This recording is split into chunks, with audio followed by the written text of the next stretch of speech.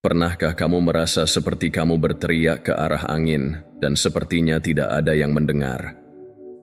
Saat itu, kamu menyadari bahwa meskipun semua usahamu, rasa hormat yang pantas kamu dapatkan tidak datang kepadamu. Ini adalah titik balik, tidak hanya dalam bagaimana orang lain melihatmu, tetapi juga dalam bagaimana kamu melihat dirimu sendiri. Hari ini kita akan menyelami lebih dalam dunia rasa hormat, sebuah konsep setua stoisisme itu sendiri, namun tetap relevan seperti sebelumnya dalam kesibukan modern kita. Kaum Stoik mengajarkan kita bahwa rasa hormat dimulai dari dalam, yang didasarkan pada pengendalian diri dan kebijaksanaan. Tapi, bagaimana kita menerjemahkan filosofi-filosofi kuno ini ke dalam interaksi sehari-hari untuk mendapatkan rasa hormat yang pantas kita dapatkan? Nantikan saat kami mengeksplorasi 5 strategi praktis yang memberdayakan kamu tidak hanya untuk mencari rasa hormat, tetapi juga mewujudkannya. Memastikan bahwa suara kamu tidak hanya didengar, tetapi juga dihargai.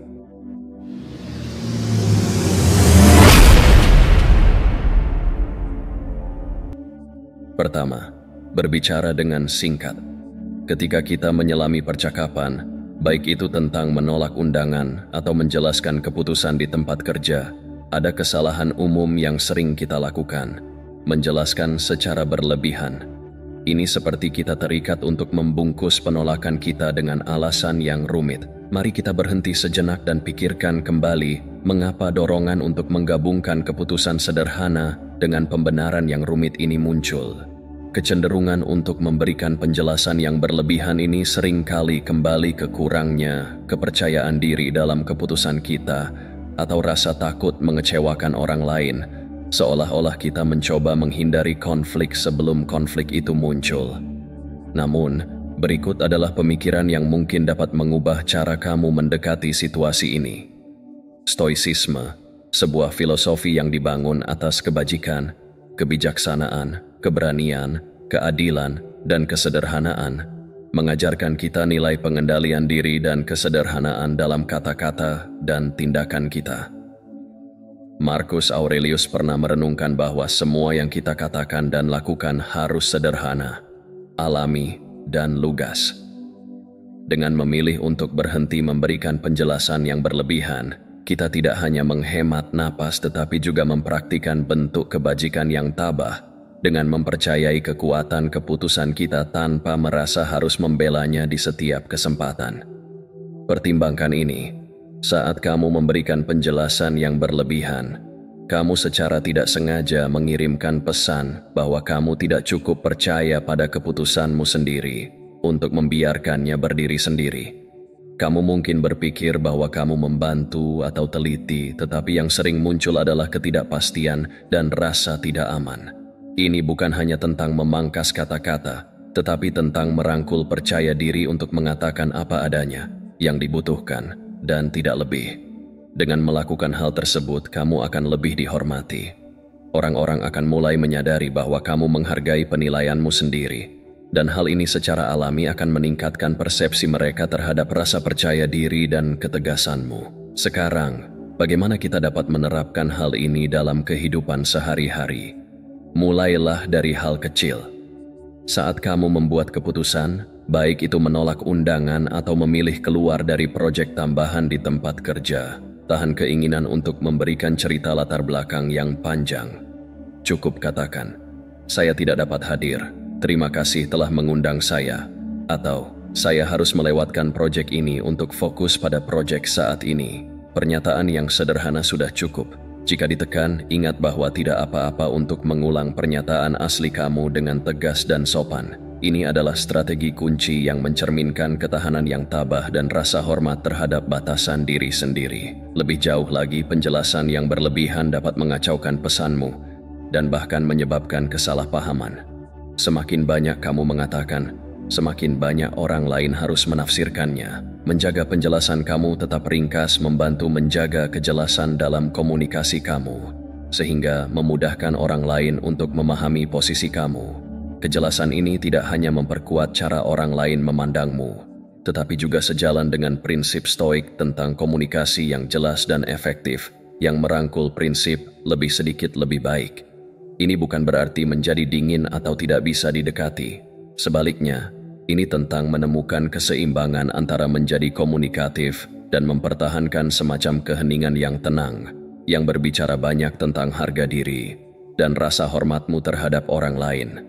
Keseimbangan ini penting dalam lingkungan profesional, di mana dianggap mampu dan percaya diri dapat secara signifikan memengaruhi lintasan karier kamu. Seberapa banyak kamu menjelaskan tentang pilihanmu adalah praktik yang membebaskan.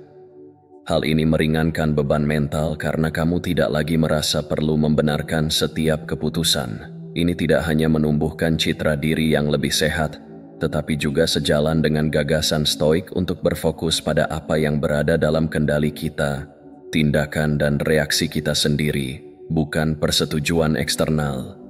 Jadi, lain kali kamu mendapati dirimu terjebak dalam perangkap penjelasan yang berlebihan, luangkan waktu sejenak untuk berhenti.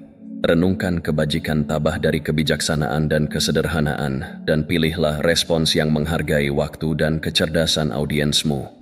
Setiap kata yang kamu pilih untuk tidak diucapkan adalah bukti kepercayaan dirimu dan investasi dalam kepribadianmu yang terhormat. Kedua, jaga waktumu. Perlakukan waktumu seperti harta karun. Kita semua punya 24 jam yang sama dalam sehari. Namun seberapa sering kita mendapati diri kita berkata, "Aku hanya tidak bisa melakukannya," atau "tidak punya waktu." Frasa ini telah menjadi lagu modern bagi mereka yang kewalahan. Namun, bayangkan memperlakukan waktu kamu dengan rasa hormat dan perlindungan yang sama seperti naga yang menjaga emasnya. Mengapa? Karena di dunia di mana setiap orang dan segala sesuatu menuntut sebagian dari kamu, menjaga waktu kamu bukan hanya bijaksana, itu penting. Dari sudut pandang stoik, waktu bukan hanya sekadar sumber daya, melainkan komoditas paling berharga yang pernah kita miliki. Waktu tidak akan pernah bisa diperoleh kembali. Seneca menulis secara ekstensif tentang penyalahgunaan waktu dalam esainya. Ia percaya bahwa kesibukan seringkali merupakan ilusi, hasil dari manajemen waktu yang buruk dan prioritas yang salah. Nasihat Seneca, jadilah selektif, seperti seorang stoik yang menggunakan penilaian terhadap apa yang penting untuk kehidupan yang baik. Kita juga harus memutuskan apa yang layak untuk waktu kita. Pendekatan selektif terhadap manajemen waktu ini tidak berarti kamu menjadi pelit atau menyendiri, melainkan tentang membuat pilihan yang lebih terinformasi, menyelaraskan aktivitasmu dengan nilai-nilai terdalammu. Tanyakan pada dirimu, apakah tugas, rapat, atau keterlibatan sosial ini selaras dengan nilai-nilai saya? Apakah itu akan memberikan kontribusi positif bagi hidup saya? Jika jawabannya tidak, kamu memiliki alasan kuat untuk mengatakan tidak. Mengatakan tidak adalah langkah yang ampuh dalam menghargai waktu kamu sendiri.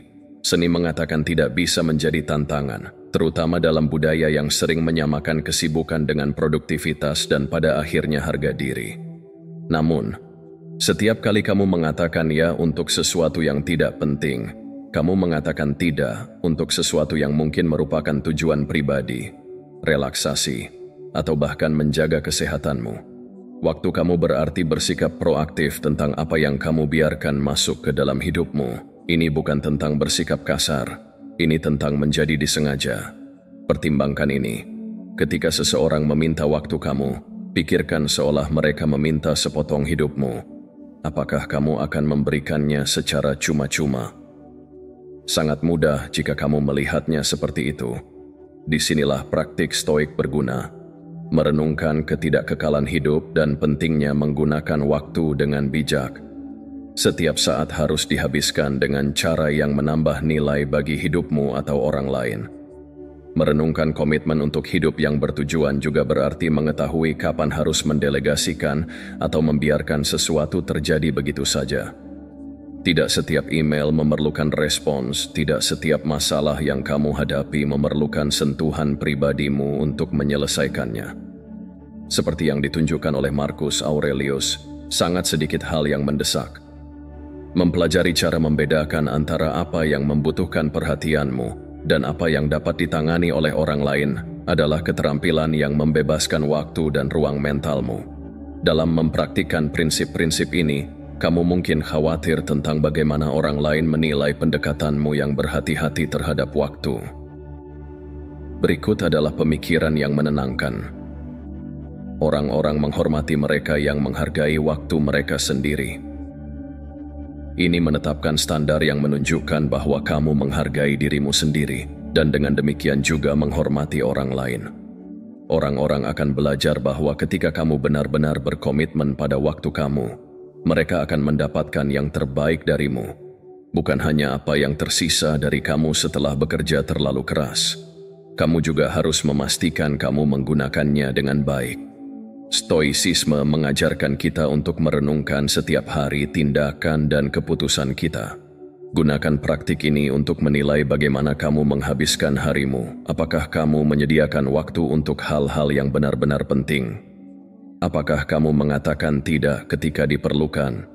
Sesuaikan dengan kebutuhan dan ingatlah bahwa setiap hari adalah kesempatan baru untuk hidup sesuai dengan nilai-nilai kamu. Ketiga, pertahankan pendirianmu. Meskipun kamu tidak dapat melakukannya ketika keadaan sulit, ada kekuatan yang tidak dapat disangkal dalam mengetahui kapan dan bagaimana mempertahankan pendirianmu.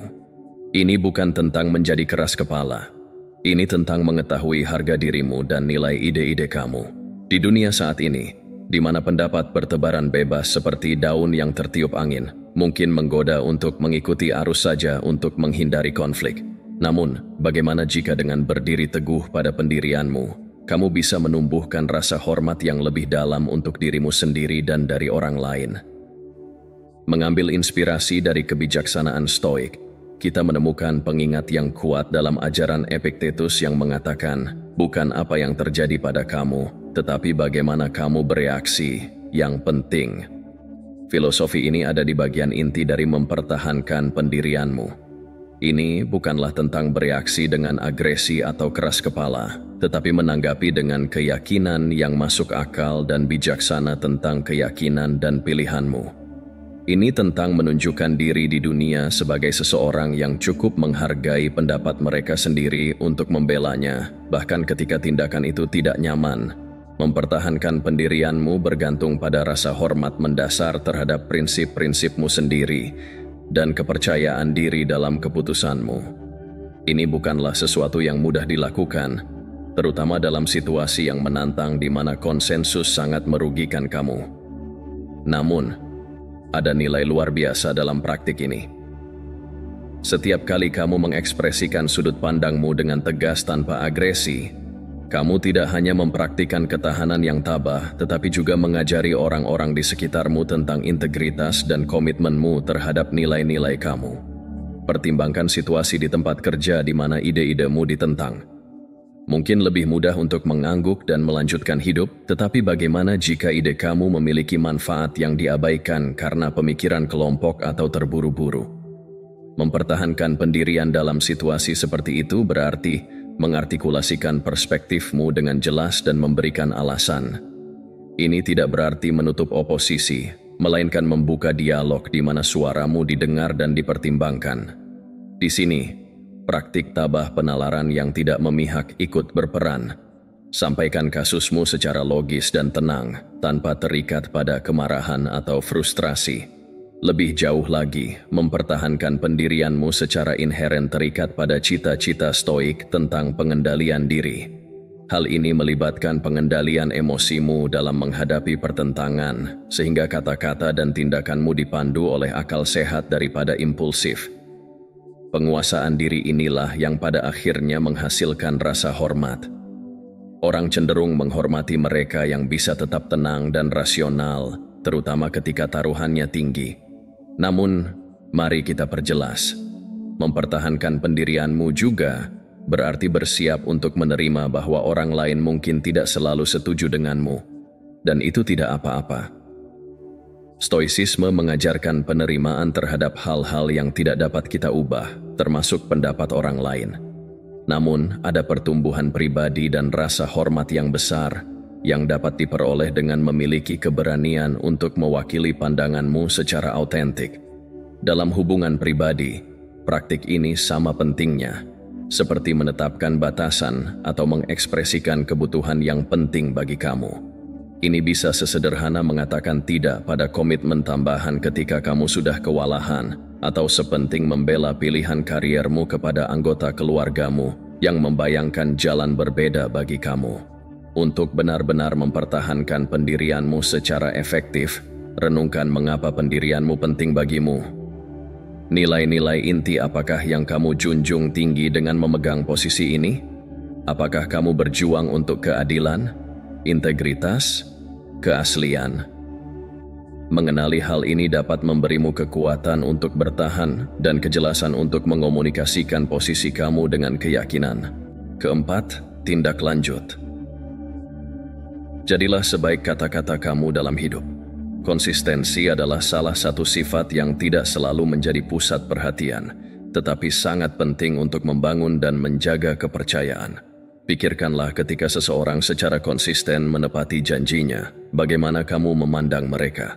Ada kemungkinan besar kamu melihat mereka sebagai orang yang dapat diandalkan, dapat dipercaya, dan dapat diandalkan.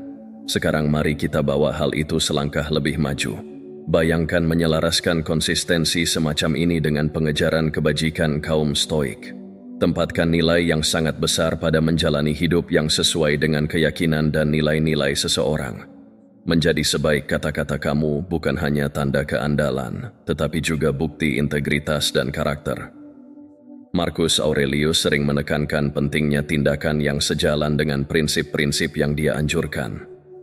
Untuk hidup dengan cara yang konsisten dengan filosofi seseorang tidak hanya dalam pikiran, tetapi juga dalam perbuatan. Menindaklanjuti apa yang kamu katakan akan kamu lakukan adalah demonstrasi yang kuat dari filosofi ini.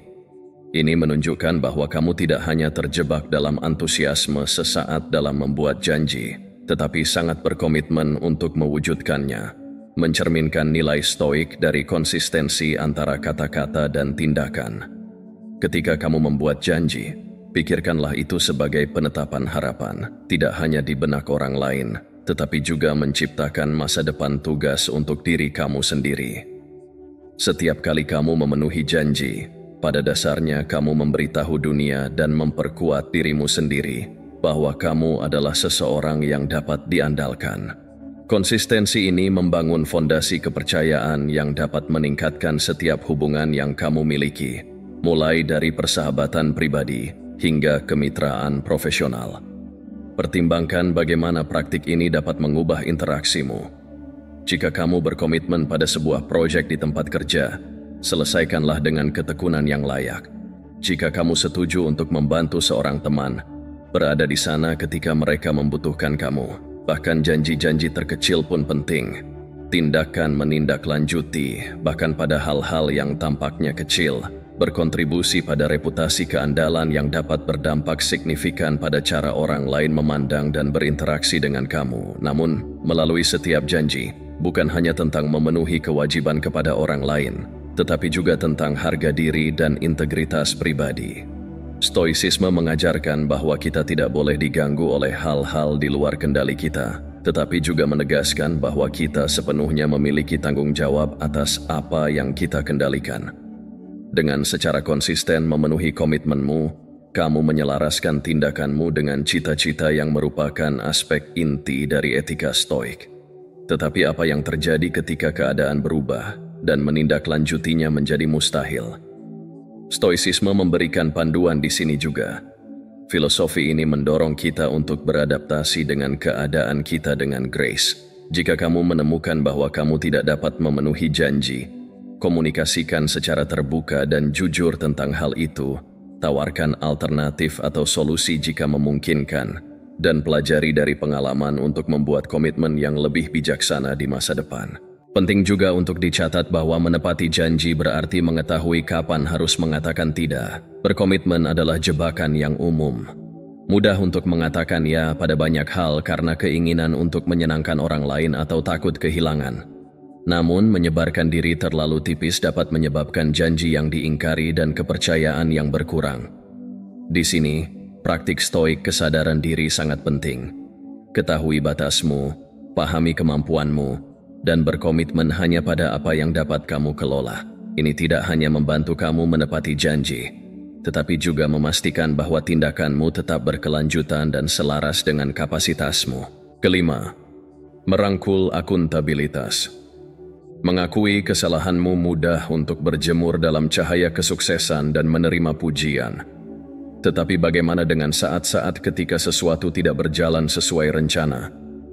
Mengakui kesalahan kita bukan hanya tindakan integritas, tetapi juga latihan mendalam dalam membangun karakter. Langkah ini, betapapun menantangnya, adalah disitulah pertumbuhan yang sesungguhnya terjadi. Para penganut Stoa menekankan pada kesadaran diri dan tanggung jawab pribadi. Memahami hal ini dengan baik, mereka percaya bahwa mengakui kesalahan sendiri bukanlah tanda kelemahan, melainkan tindakan kejujuran yang berani yang mengarah pada perbaikan. Ketika kita berbicara tentang akuntabilitas, ini lebih dari sekadar mengakui kesalahan. Ini melibatkan mengambil langkah mundur, mengevaluasi apa yang salah, mengapa hal ini terjadi, dan bagaimana mencegahnya di masa depan. Proses ini mencerminkan praktik stoik pemeriksaan diri setiap hari, di mana mereka akan meninjau tindakan mereka di akhir setiap hari untuk memastikan apa yang bisa mereka lakukan lebih baik. Dengan merangkul praktik ini, kamu tidak hanya belajar dari kesalahanmu, tetapi juga menunjukkan kepada orang lain bahwa kamu berkomitmen untuk terus meningkatkan diri. Akuntabilitas berjalan seiring dengan kerendahan hati, nilai inti stoik lainnya. Mengakui bahwa kamu bisa salah dan mengakui kesalahanmu bisa merendahkan hati, tetapi kerendahan hati ini memberdayakan, membuka pintu untuk pembelajaran dan pertumbuhan yang penting bagi pengembangan pribadi dan profesional. Lebih jauh lagi, ketika kamu mengakui kesalahanmu, kamu meredakan konflik dan membangun kepercayaan. Orang cenderung lebih pemaaf dan mendukung ketika mereka melihat seseorang menangani kesalahan dengan kejujuran dan keanggunan. Pertimbangkan skenario di tempat kerja di mana kesalahan di pihakmu menyebabkan penundaan proyek. Meskipun mungkin tergoda untuk mengalihkan kesalahan atau membuat alasan, mengambil tanggung jawab dapat mengubah situasi yang berpotensi negatif menjadi peluang untuk pembelajaran dan pembangunan tim. Dengan mengakui kesalahan dan menguraikan rencana kamu untuk memperbaikinya, kamu memberikan contoh yang kuat bagi timmu tentang apa itu berarti menjadi pemimpin yang bertanggung jawab dan beretika. Lebih jauh lagi, merangkul akuntabilitas juga dapat meningkatkan keterampilan pengambilan keputusanmu. Setiap kali kamu mengakui kesalahanmu, kamu dipaksa untuk menghadapi proses pengambilan keputusan yang menyebabkan kesalahan itu. Refleksi ini dapat mempertajam penilaianmu, membuatmu lebih mahir dalam mengantisipasi dan memitigasi potensi masalah di masa depan. Dengan cara ini, akuntabilitas tidak hanya korektif tetapi juga preventif. Namun, akuntabilitas tidak hanya tentang menangani kegagalan, tetapi juga tentang transparansi dalam keberhasilan. Bersikap terbuka tentang apa yang berhasil dan apa yang tidak, berbagi keberhasilan dan kesalahanmu, berkontribusi pada budaya keterbukaan dan pembelajaran. Pendekatan ini tidak hanya membantu kamu tumbuh sebagai individu, tetapi juga meningkatkan pengetahuan dan keterampilan kolektif kelompok sebaya kamu, yang menumbuhkan lingkungan yang mendukung dan kolaboratif. Stoicisme mengajarkan kita bahwa reaksi kita terhadap keadaan kita lebih penting daripada keadaan itu sendiri. Oleh karena itu, ketika kamu melakukan kesalahan, fokusmu seharusnya bukan pada kesalahan itu sendiri, tetapi pada responsmu terhadap kesalahan itu. Menganut pola pikir ini tidak hanya membantumu menangani konsekuensi langsung dari kesalahanmu dengan lebih efektif, tetapi juga menyelaraskanmu dengan prinsip-prinsip stoik untuk berfokus pada apa yang dapat kamu kendalikan, tindakan, reaksi, dan pertumbuhan pribadi.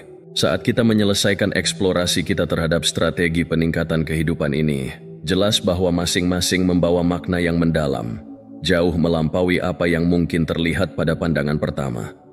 Apakah itu ringkas dengan kata-kata kita, menjaga waktu kita seperti harta karun, berdiri kokoh di keyakinan, konsisten dalam tindakan kita, atau mengakui kesalahan kita? Semua prinsip ini bertemu untuk membentuk sebuah kerangka kerja, bukan hanya untuk mendapatkan rasa hormat, tetapi untuk menjalani kehidupan yang sangat memuaskan. Bayangkan mengintegrasikan praktik-praktik ini ke dalam kehidupan sehari-hari kamu. Hidup setiap hari menjadi kanvas tempat kamu melukis dengan tindakan, kata-kata, dan pilihan kamu. Setiap goresan dipandu oleh kebijaksanaan dan niat. Ini bukan hanya tentang menavigasi dunia luar, ini tentang memahat lanskap internal karaktermu. Seperti yang diingatkan oleh Marcus Aurelius kepada kita, bahwa balas dendam terbaik adalah tidak menjadi seperti musuhmu. Demikian pula, cara terbaik untuk mendapatkan rasa hormat bukanlah dengan menuntutnya, tetapi mewujudkannya melalui prinsip-prinsip ini. Ini juga terhubung dengan sesuatu yang abadi. Tradisi pemikir yang tahu bahwa ukuran sebenarnya dari kehidupan kita bukanlah apa yang kita kumpulkan, tetapi apa yang kita sebarkan, dampak yang kita miliki, rasa hormat yang kita peroleh, dan integritas yang kita pertahankan. Perjalanan menuju perwujudan rasa hormat ini tidak selalu mudah, tetapi sangat bermanfaat. Jadi, saat kamu melangkah maju, ingatlah bahwa setiap interaksi adalah kesempatan untuk mempraktikkan prinsip-prinsip ini. Lihatlah setiap momen pilihan sebagai kesempatan untuk menunjukkan kebajikan yang kamu hargai.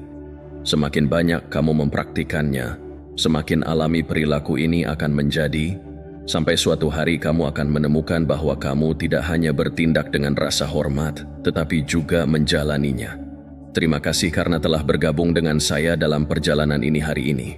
Mari kita jalani hidup yang tidak hanya mencari rasa hormat, tetapi yang lebih penting lagi adalah pantas mendapatkannya.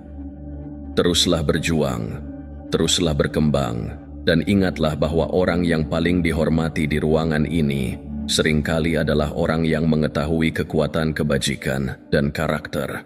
Marilah kita jaga cita-cita tersebut dekat saat kita menavigasi kompleksitas hidup kita dengan keanggunan dan kebijaksanaan yang tabah.